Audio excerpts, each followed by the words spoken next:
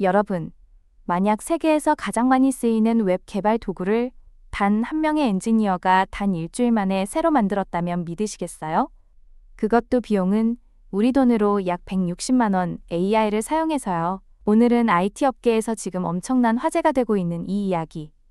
클라우드플레어라는 회사의 엔지니어가 AI의 도움으로 Next.js를 일주일 만에 새로 구현해낸 프로젝트 바이넥스트에 대해 깊이 있게 파헤쳐 보겠습니다. 이 영상에서는 바이넥스트가 무엇인지, 어떻게 만들어졌는지, 성능은 얼마나 좋은지, 그리고 이게 왜 단순한 기술 뉴스를 넘어서 소프트웨어 개발의 미래를 바꿀 수 있는 사건인지를 여러분이 쉽게 이해할 수 있도록 차근차근 설명해 드릴게요.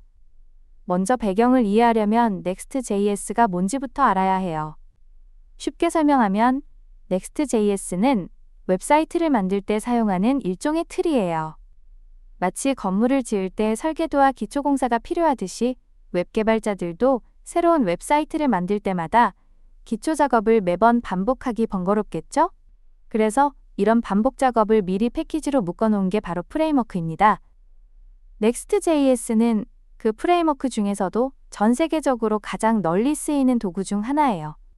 넷플릭스, 틱톡, 트위터 X 같은 대형 서비스들도 이 기술 위에서 동작하는 경우가 많아요. 이 Next.js를 만들고 유지하는 회사가 바로 버셀이라는 스타트업인데 현재 기업 가치가 약 4조 원에 달하는 거대한 회사입니다.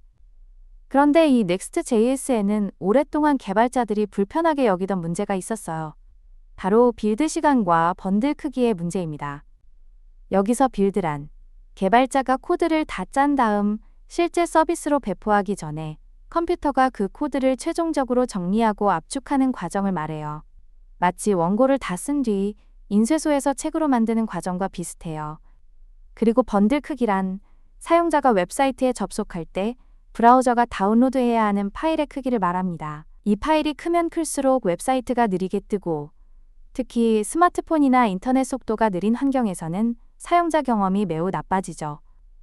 Next.js는 이 두 가지 측면에서 다소 무겁다는 지적을 꾸준히 받아왔어요. 자, 이제 이 문제를 해결하려고 나선 사람이 바로 스티브 폴크너입니다. 그는 현재 클라우드플레어라는 회사에서 워커스라는 서비스의 엔지니어링 디렉터로 일하고 있어요. 그런데 흥미로운 건 그가 클라우드플레어에 합류하기 전에는 바로 그 Next.js를 만든 베르셀에서 인프라 엔지니어링 디렉터로 일했다는 점이에요. 즉, 그는 Next.js의 내부 구조를 누구보다 잘 아는 사람이에요. 적을 알고 나를 알면 백전백승이라고 했죠.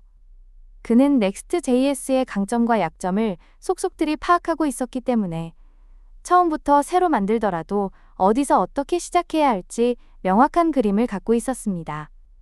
그렇다면 그는 어떤 방식으로 이 엄청난 작업을 시작했을까요?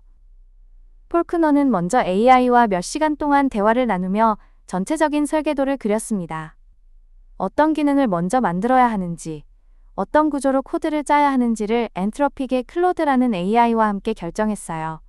그리고 나서 AI에게 실제 코드를 하나하나 작성하도록 지시했습니다. 여기서 중요한 점은 그가 사용한 도구가 단순한 AI 채팅이 아니라는 거예요. 그는 오픈코드라는 오픈소스 AI 코딩 에이전트를 사용했는데 이 도구를 통해 무려 800번 이상의 세션을 진행하며 AI에게 코드 작성, 테스트 생성, 오류 수정을 지시했습니다. 심지어 코드 리뷰도 AI가 했어요. 새로운 코드가 제출되면 AI 에이전트 하나가 검토를 하고 또 다른 AI 에이전트가 그 피드백을 바탕으로 수정을 하는 구조였죠. 사람 개발자 한 명이 AI 팀 전체를 지휘하는 모습이었습니다. 작업은 첫날 저녁부터 놀라운 속도로 진행됐습니다. 2월 13일 첫 번째 코드가 올라간 그날 저녁에 이미 서버 사이드 렌더링, 미들웨어, 서버 액션, 스트리밍 같은 핵심 기능들이 작동하기 시작했어요. 여기서 서버 사이드 렌더링이란 웹페이지의 내용을 사용자 컴퓨터가 아닌 서버에서 먼저 만들어서 보내주는 방식인데 이게 잘 작동해야 웹사이트가 빠르게 뜨고 구글 검색 결과에도 잘 노출됩니다. 둘째 날에는 Next.js의 핵심 테스트 11개 중 10개가 통과했고 셋째 날에는 클라우드플레어 워커스의 실제 배포까지 성공했어요. 나머지 날들은 세세한 오류를 잡고 테스트를 보강하는 데 쓰였습니다. 그 결과물이 바로 바이넥스트입니다. 이 프로젝트는 Next.js의 기능 중 무려 94%를 재현해낸 대체 프레임워크예요. 핵심은 Next.js처럼 처음부터 다시 뭔가를 배울 필요가 없다는 거예요. 기존의 Next.js로 만든 웹사이트가 있다면 코드를 거의 바꾸지 않고도 바이넥스트로 전환할 수 있습니다. 마치 똑같은 레시피로 요리했는데 재료를 더 좋은 것으로 바꿨더니 더 맛있고 빨리 만들어지는 것과 같은 이치예요. 그리고 바이넥스트는 바이트라는 빌드 도구 위에서 동작해요. 바이트는 현재 웹 개발 생태계에서 속도가 가장 빠르기로 유명한 도구로 아스트로, 스벨테키트 같은 최신 프레임워크들도 모두 바이트를 기반으로 하고 있습니다. 자, 이제 모두가 가장 궁금해하는 성능 이야기를 해볼게요. 클라우드 플레어는 33개의 페이지로 구성된 동일한 웹 애플리케이션을 가지고 두 프레임워크를 비교 실험했습니다. 결과는 충격적이었어요. 빌드 시간을 보면 Next.js 16.1.6이 최신 터보팩 엔진으로 7.38초 걸릴 때 바이넥스트는 바이트 해잡과 롤다운라는 조합으로 고작 1.67초밖에 안 걸렸습니다. 무려 4.4배 빠른 속도예요. 이걸 실제 개발 환경으로 상상해보면 코드를 고치고 결과를 확인하는 반복 작업을 하루에도 수십 번 하는 개발자에게 빌드 시간 단축은 어마어마한 생산성 차이를 만들어냅니다. 여러분이 매번 문서를 저장할 때마다 5초 기다리던 걸 1.5초로 줄인 것과 같아요. 별거 아닌 것 같지만 하루 종일 반복하면 엄청난 차이죠. 번들 크기 역시 마찬가지로 놀라운 결과를 보여줬어요. Next.js로 만든 앱의 클라이언트 번들 크기는 약 168.9kB였는데 바이넥스트를 사용했더니 72.9kB로 줄었어요. 57%나 줄어든 거예요. 킬로바이트라는 단위가 잘 안 와닿으실 수 있는데 이렇게 생각해 보세요. 웹사이트에 접속할 때 사용자가 내려받아야 하는 파일이 절반 이하로 줄어들었다는 거예요. 이건 특히 스마트폰으로 웹사이트를 볼 때 또는 인터넷이 느린 환경에서 웹사이트가 훨씬 빠르게 뜬다는 걸 의미해요. 그리고 이건 단순한 속도 문제만이 아니에요. 구글은 웹사이트 로딩 속도를 검색 순위를 결정하는 중요한 기준으로 사용하기 때문에 번들 크기가 줄면 검색 결과에서도 더 좋은 위치에 오를 수 있습니다.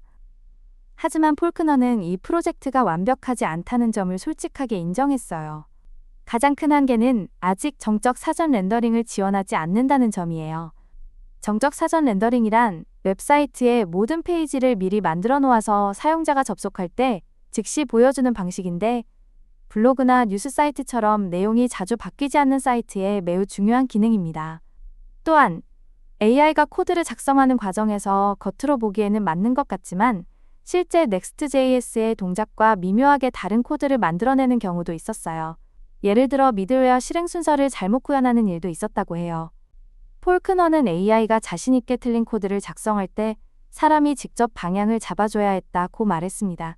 이처럼 인간의 검수와 판단은 여전히 필수적이에요. 그럼에도 불구하고 바이넥스트는 이미 실제 서비스에 투입됐어요.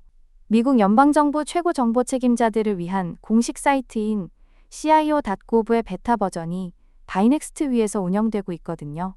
이건 단순한 개인 프로젝트나 실험이 아니라 실제 정부 서비스에 배포된 사례라는 점에서 의미가 큽니다. 코드 품질을 보면 1700개 이상의 단위 테스트와 380개의 엔드-투-엔드 테스트가 포함되어 있어요. 단위 테스트란 코드의 아주 작은 부분이 올바르게 동작하는지 검증하는 것이고 엔드-투-엔드 테스트란 실제 사용자가 사이트를 쓰는 것처럼 처음부터 끝까지 전체 흐름을 테스트하는 거예요. 이 많은 테스트가 모두 통과한다는 것은 AI가 작성한 코드가 단순히 동작하는 수준이 아니라 실제 서비스에서 신뢰할 수 있는 수준임을 보여줍니다. 이 프로젝트가 개발자 커뮤니티에서 화제가 된 이유는 단순히 빠르고 가볍다는 기술적 성능 때문만이 아니에요. 더 근본적인 질문을 던지기 때문이에요. 바로 소프트웨어 개발에서 진짜 가치 있는 것은 코드인가 아니면 테스트인가 라는 질문이죠. 한 개발자는 이렇게 말했어요. 우리는 항상 코드를 자산으로, 테스트를 안전망으로 생각해왔다. 하지만 바이넥스트는 테스트가 사실 더 가치 있는 조각임을 보여준다. AI가 코드를 쓰는 세상에서는 어떻게 작동해야 하는지를 정의하는 테스트, 즉 명세서가 훨씬 더 중요해지는 거예요. 코드는 AI가 만들어줄 수 있지만 무엇을 만들어야 하는지를 정확하게 정의하는 건 여전히 사람의 역할이니까요. 자, 지금까지의 이야기를 정리해 볼게요.